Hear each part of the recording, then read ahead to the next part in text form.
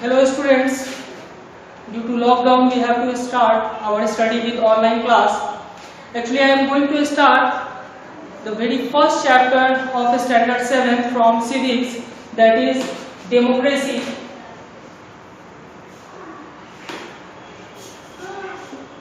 Actually we already studied about what is democracy and what is the concept of democracy. Actually we already know that there are two kinds of government to be formed in the whole country. That the first one is democratic country and the second one is dictatorship. अब देखिए दोनों में difference क्या होता है, democracy क्या होता है। डेमोक्रेसी अगर मान लीजिए अगर इसकी डिफिनेशन की बात है, डेमोक्रेसी की डिफिनेशन की बात है, तो यहाँ पे हम लोग ऐसे लिख सकते हैं, common people have right to elect a representative to form the government. अब देखिए डेमोक्रेसी में क्या होता है कि जहाँ पे कॉमन लोगों को, जहाँ पे लोगों को ये अधिकार होता है कि वो अपने वोट को दे करके और एक गवर्नमेंट का फॉर्मेशन कर सके। ये डेमोक्रेसी का ये जो है ये डिफिनेशन भी आप ऐसे लिख सकते हैं, people have right to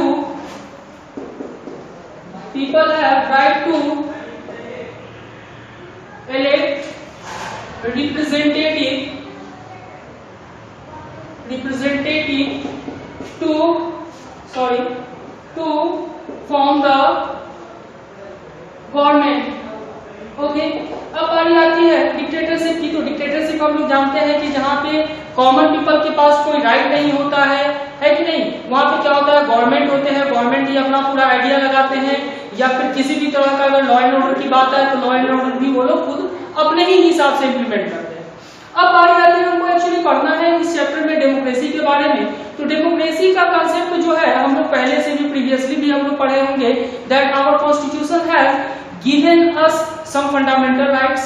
actually अगर राइट दिया है तो कुछ गवर्नमेंट ने ड्यूटीज भी परफॉर्म करने के लिए हम लोग को बोला होगा।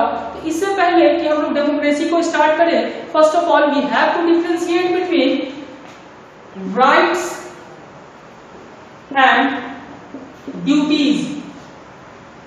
अब देखिए राइट्स और ड्यूटी में भी डिफरेंशिएशन होता है, डिफरेंशिएट होता है। राइट्स क्या होता है, जो कि कॉन्स्टिट्यूशन यानी कि संविधान जिस चीज का आपको अधिकार देता है, जैसे कि हमारे पास 6 फंडामेंटल राइट हम लोगों ने पढ़ा होगा, right to speech, right to vote, जो भी हमारा 6 फंडामेंटल है, उसमें एक सबसे जो इंपॉर्टेंट होता है वो होता है राइट टू कॉन्स्टिट्यूशनल रेमेडीज, जो कि आप लोगों ने पढ़ा भी होगा कि अगर आप किसी भी तरह के राइट को एंजॉय नहीं कर पा रहे होते हैं तो ये आपके पास राइट होता है कि आप अपने राइट को पाने के लिए आप लॉ एंड ऑर्डर के सुप्रीम के पास जा सकते हैं, that is our supreme court.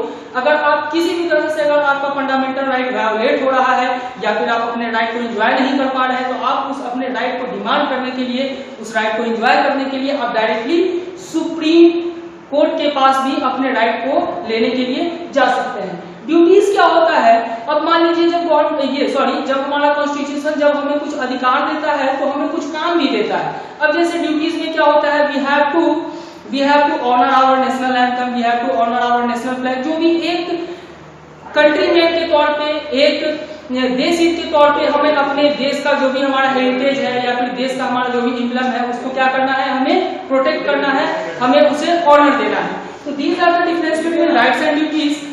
Okay, so come to the our point, that is democracy. अब देखिए डेमोक्रेसी है जहाँ पे पीपल को, लोगों को ये अधिकार मिला है कि आपको ये अधिकार है कि आप अपने रिप्रेजेंटेटिव को, अपने प्रतिनिधि को चुन करके आप गवर्नमेंट सरकार बना सकते हैं। अब जैसे देखिए अब यहाँ पे जैसे हम लोग देख रहे हैं कि सेंट्रल गवर्नमेंट में अभी भाजपा की सरकार है, स्टेट गवर्नमेंट में अभी हमारा जो है अलायंस चल रहा है। तो अगर मान लीजिए अगर सरकार अगर बन रही है तो इस सरकार को बनाने में जो वोटिंग का काम है, वोट कौन करते हैं, कॉमन पीपल करते हैं, और उन्हीं के लोगों के द्वारा जो है अगर हमारा एमएलए आए या फिर एमएलसी आए, ये लोग क्या होते हैं, चुन करके और गवर्नमेंट का फॉर्मेशन करते हैं। अब देखिए जब ये है तो हम लोग को तो यह अधिकार मिला कि चलो भाई हम लोग अपने ये रिप्रेजेंटेटिव को इलेक्ट कर सकते हैं, लेकिन इलेक्ट कैसे कर सकते हैं, उसके बाद एक टर्म आता है, that is our universal adult franchise. Universal adult franchise,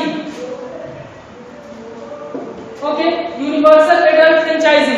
तो अब देखिए यूनिवर्सल एडल्ट फ्रेंचाइजी जो है, यूनिवर्सल एडल्ट फ्रेंचाइजी में क्या है, यूनिवर्सल एडल्ट फ्रेंचाइजी में ये बताया जाता है कि वे people 18 years he or she will right to give the vote। जब आप 18 साल के हो जाते हैं तो गवर्नमेंट सरकार आपको ये अधिकार देती है with the help of your voter I card. आपको आई कार्ड निर्गत करती है सेंट्रल गवर्नमेंट या फिर जो भी हमारा स्टेट गवर्नमेंट का अपना अपना ये होता है, एक दायरा होता है, लिमिटेशन होता है। तो ये लोग क्या करते हैं, जो भी 18 इयर्स को क्रॉस करते हैं उनके लिए गवर्नमेंट एडल्ट फ्रेंचाइजी सिस्टम से उनका वोटर आई कार्ड इशू करती है और लोगों को ये अधिकार मिलता है कि अब आप अपने तरह से अब आप जो भी आपको सुटेबल कैंडिडेट लग रहा है टू फॉर्म द गवर्नमेंट, आप उसको गवर्नमेंट का फॉर्मेशन करवा सकते हैं। तो यूनिवर्सल एडेड फ्रेंचाइजी अगर जैसे आए, आप बस इसमें सिर्फ ये फिगर आप ध्यान में रखेंगे 18 इयर्स।